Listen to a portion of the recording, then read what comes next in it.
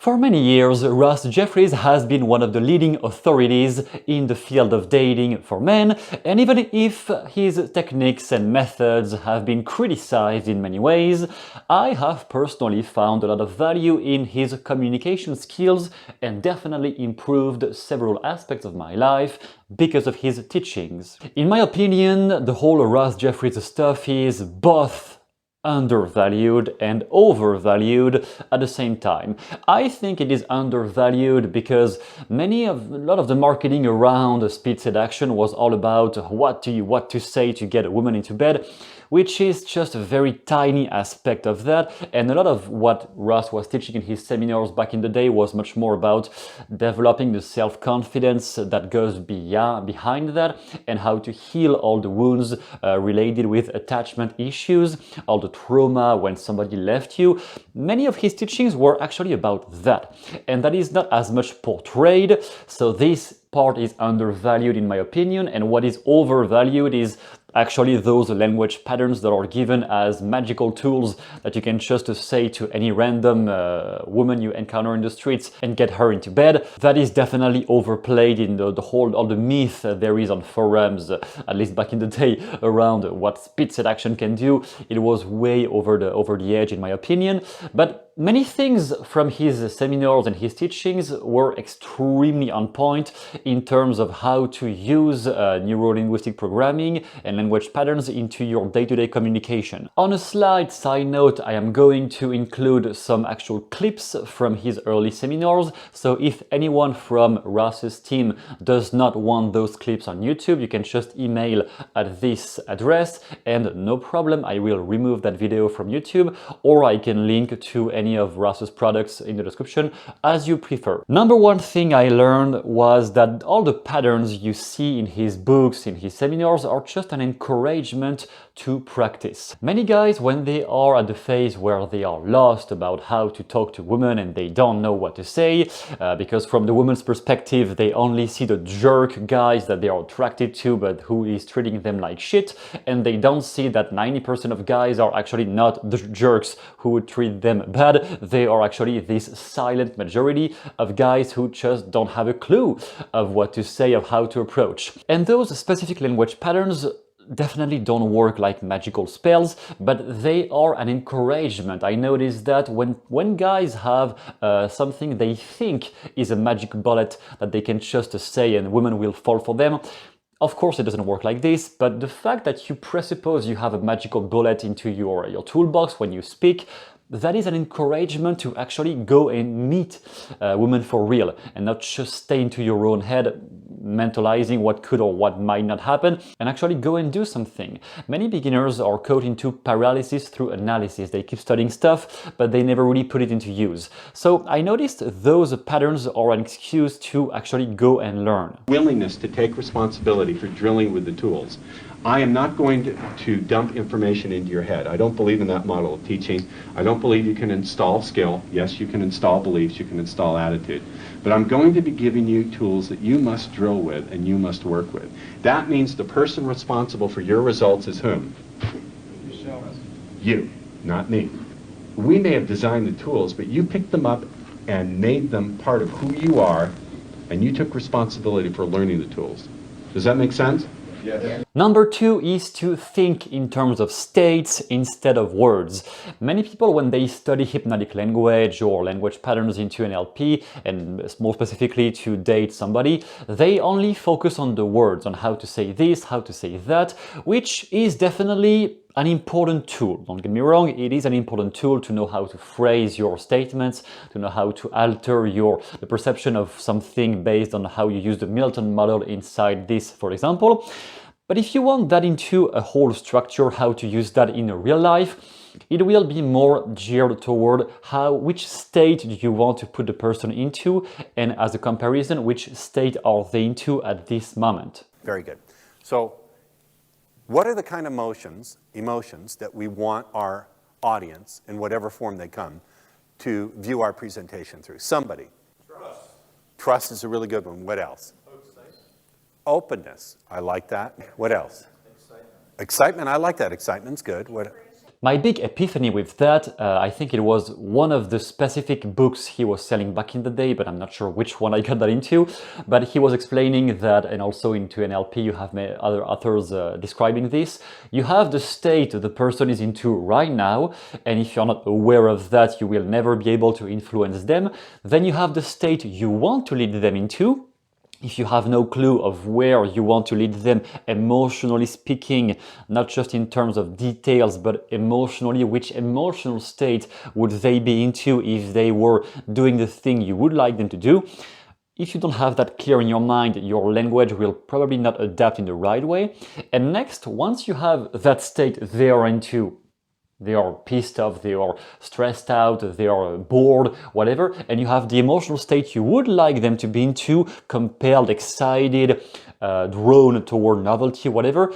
Next, you can define, okay, what is the intermediate state between both that I could lead their mind into? If you want a person or persons to accept that you're an authority on where they should go, you must first demonstrate or convince them that you're an authority on where they are at.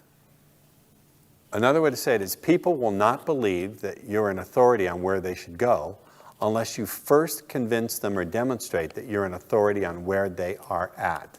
In some cases, that will be done as an interruption. I want to interrupt the state they are into and lead them to something new, but that is kind of an advanced skill. Otherwise, it will be done through an intermediate state. I want to lead them into a state maybe of curiosity, of slight interest towards something, and once they become curious, now I can lead them into a state of being eventually horny, or feeling more at ease, comfortable, feeling more a feeling of connection. All those things might happen later if the person you are talking to is too far away from the state you want to lead them into. Number 3 is that everything you say hides an intention, whether you like it or not.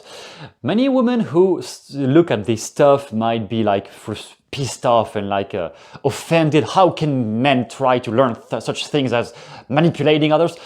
Guess what? Everyone is manipulating each other when they have an intention to seduce. If you are a man and you see a woman you find attractive, even if you don't try to consciously adapt that, you will adapt your behavior, you will adapt the way you speak, maybe in an uncomfortable way if you're not used to it, and maybe like nervous, like you don't really know what to say. And if you are a woman watching this right now, and you just think about whenever you meet or see a man you find attractive, you do the same thing. You alter your behavior, you start to try to adapt your clothing, maybe your haircut, and start to change maybe the way you behave. You want to catch his attention. That is the same thing. Everyone does that anyway, and everyone, when they find somebody attractive, will alter their behavior and their way of communicating. The problem is that most people don't get what they want out of relationships, romantic ones, because no one really has learned how to communicate that intention properly. You want to seduce somebody, you want to date somebody, but you don't really know how to communicate that intention without being too brutal, too direct, because when a man is too direct, he looks like a jerk from the woman's perspective, and when a woman is too direct, she may look like an easy girl or like a slut according to some standards. So seduction is all about communicating an intent without being too direct. And that is a subtle thing, so if you have never learned to do that, it's going to be difficult. What I found out in speed seduction and many other NLP language patterns is that it is a way to communicate your intention in a subtle manner, without being too direct, but still sending off messages that ultimately will lead to the outcome you wanted. So my conclusion with that was to become much more aware of every time I am communicating with somebody, whether it is in a dating context or any other context of life, what is it that I am really trying to communicate? Most people are so out of touch with themselves, with their feelings, with their deep desires, that they don't even know clearly what they want. Some guys, when they approach a woman, they're like, oh, I hope she likes me. That's all. That's all they have in their mind. Whereas their deeper intention is way beyond that. Either they just want sex, but some of them really want to build a relationship, to find a meaningful connection. But since they are so out of touch with communicating with themselves about what they want, what comes off is just a weird guy, just nervous around her and not really knowing what to say. The more thoroughly you investigate yourself and what you really want to communicate, and the more you pay attention to what comes through your mind as you are around somebody you find attractive, the more easily you can communicate that in ways that she may find attractive too. But if you are constantly blocking what you feel and what you think when you are around her, she may just not understand at all what you want, or understand but feel like you're just weird. So developing more honesty about your intention and understanding that even if you think it is manipulative, guess what? We are all manipulating each other anyway. So instead of seeing that as manipulation, see that as being more honest with yourself about what you want to communicate. Number 4 is to chain your own states to overcome your own limitations. There was a great quote from the book The Inner Game of Tennis by Timothy Galloway, I think it was, and it said, it is not that people who learn tennis or anything else, it is not that they don't know what to use as a technique, it is just that they don't use what they know. So many people, if not everyone who learns a new skill set, pretty much know which techniques they should put into place, should use, but they don't use them at the right time when they are supposed to use them, because they are paralyzed by fear, they are paralyzed by stress, they are overwhelmed. And the great exercise from Ross Jeffries that I have definitely used more than one time, and not just in the field of dating, but in every other aspect of my life, was something, I forgot the name he gave to this, but a chain of states, a chain of auditive patterns into your head that you can use to condition yourself to be in the right state when you want to approach. There was I think it was the Rocky and Bullwinkle exercise in reference to a cartoon back in the day, where you used like a circus music in your head, like that you play inside your head, and then you do some sound inside as inside your head, just to put you in the right state. Because on the opposite, what he found out through teaching in his seminars to guys who were nervous around women was that many of them were making horrible sounds inside their head as they wanted to approach. They were almost imagining her rejecting them before approaching, or they were hearing inside their head their voice be constricted and just like that as you approach. So as a consequence, when they go and approach, their voice sounds really horrible because they are stressed out inside their head. But the internal code of that stressed out state are all those internal voices and the tonality you speak to yourself with that is causing that paralyzed state, not knowing what to say. So I definitely caught myself when I wanted to approach somebody I found attractive, caught myself in my head what's happening, and noticing that I could rewire all those voices and replace them with much more calm, grounded, charming to some extent voices that would make my whole behavior much more comfortable and at ease around anyone I speak to. That is a whole mental training that I have developed, and that you can definitely develop yourself, so that whatever you say will be seen and heard as something more elegant, more eloquent, more interesting, just because you have conditioned yourself to get into the right state before approaching, versus approaching somebody and trying to play a character, but that will just appear as being fake in the end because this is not you. Number 5 is to learn to master themes of conversation, which definitely made me a better conversationalist, not just with women, but in general. Themes of conversations, because when you want to use all those language patterns about how do men and women connect emotionally with each other, or even if you want to talk about sexual topics, which might be seen as, why the hell do you talk about this? It is outrageous. When you want to talk about those things, you have to master the trail of the conversation. So being much more aware of what she's trying to communicate, of which state she's into right now, is what she's talking about productive and conducive to a more interesting conversation, or not at all. Sometimes women too, if not all the time, they are nervous too when they are around a guy they found attractive, and sometimes they don't know what to say either, so they just speak and speak and speak and speak and speak, not because they don't want you to speak and interact, but because they are nervous and stressed out, and they put a wall of words, if I can put it that way, to hide their insecurities eventually. I know guys who see a beautiful woman think they don't have problems.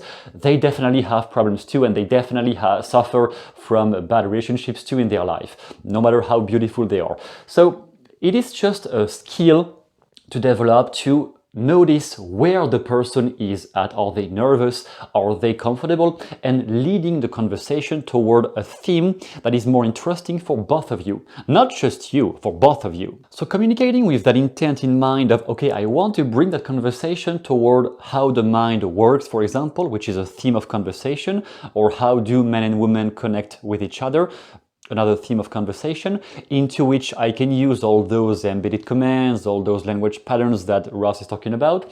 But it is not that much the words themselves, it is the ability to lead the conversation that may start as something pretty useless that no one cares about, toward a conversation that both men and women will be much more excited about, because it is more stimulating for them to talk about this. Number 6 is to describe your own states and your own life experiences as a hypnotic induction itself. When you describe something that happened to you and you use a lot of sensory language, a lot of kinesthetics, describing how you felt, how you noticed that this thing made you more compelled, made you more excited, made you feel more melting, like falling in love, whatever it is, when you describe your own experience, it can be used as an induction to induce the state you want them to be into. And one of the great teachings in the old manuals that ROSS Jeffries was selling was that anything you can make their unconscious mind imagine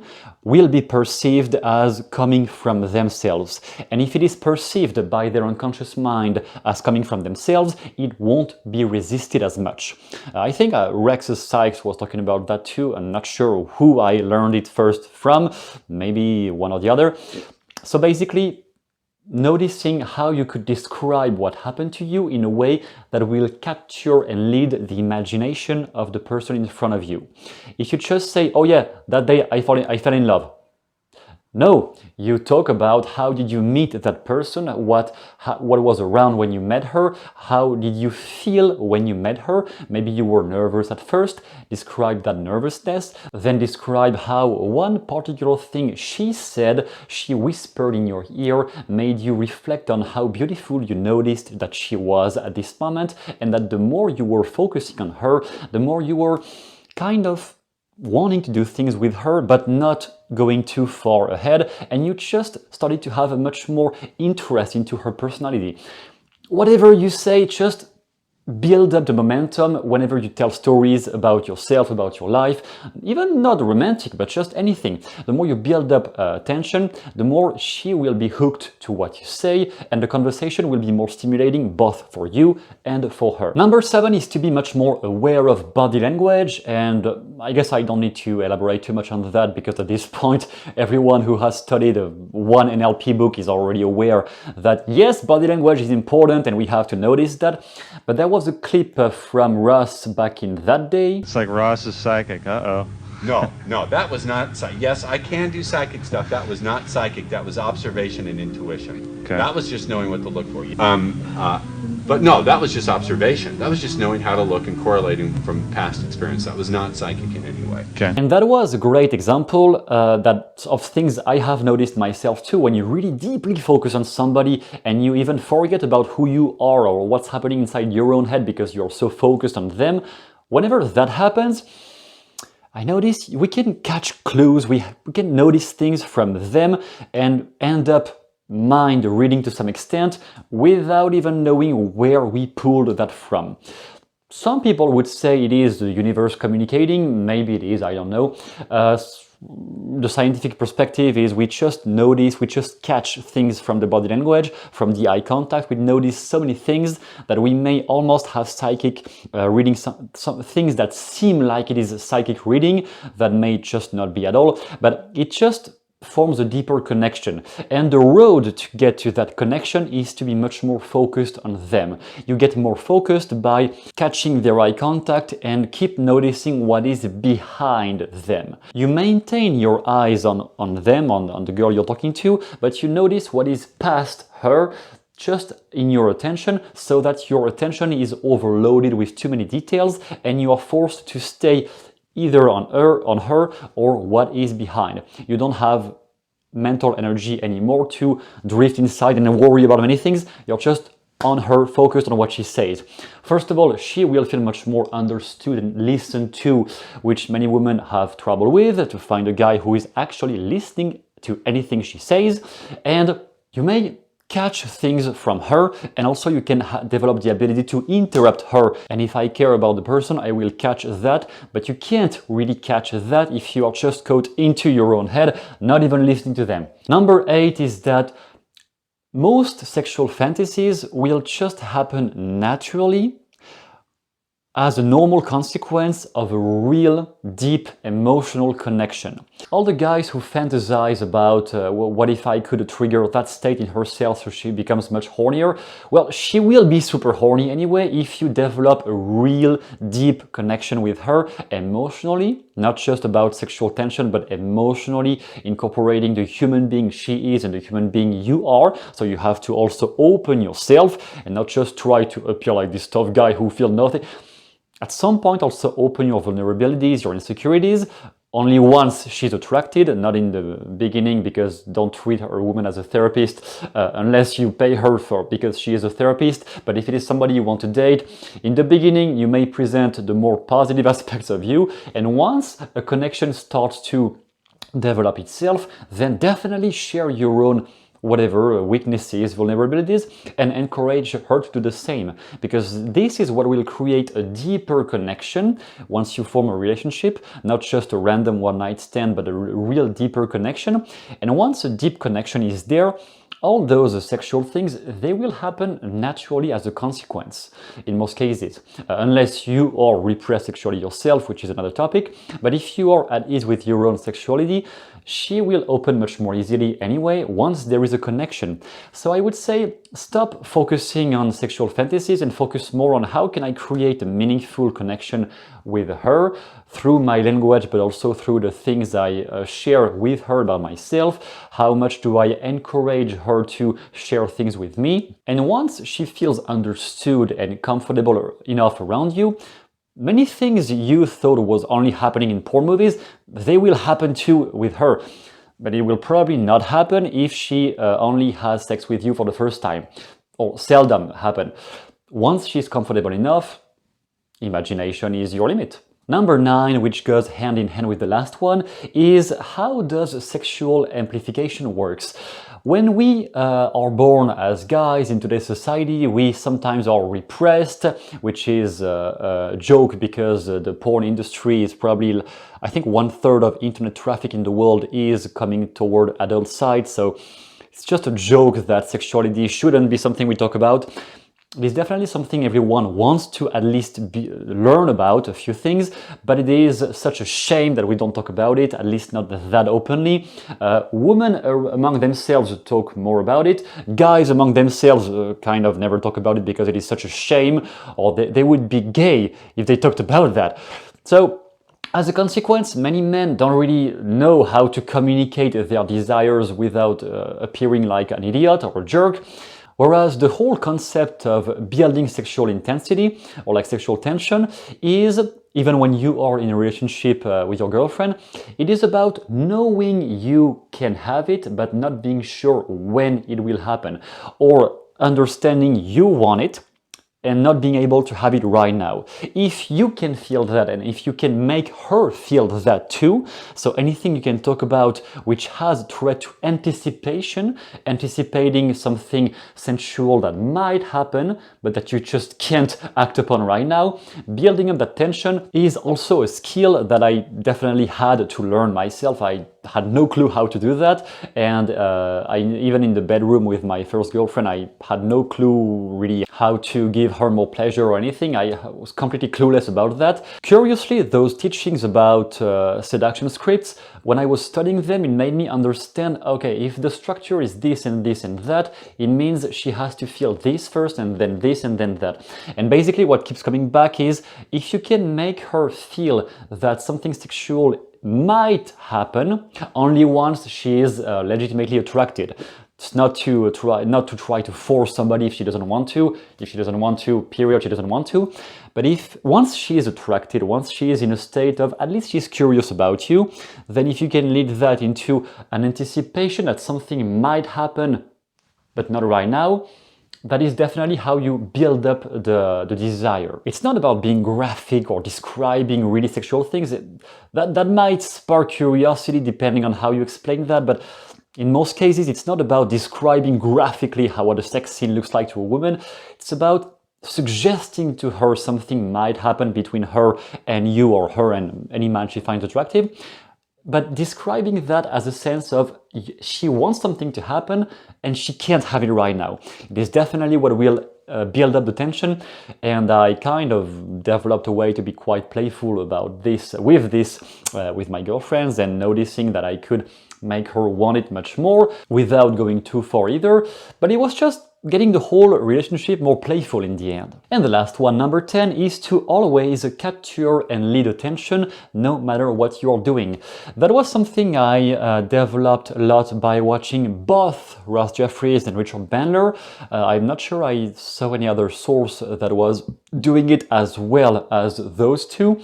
Basically, you notice when you become more advanced in communication that most people just don't pay attention at all to what you say.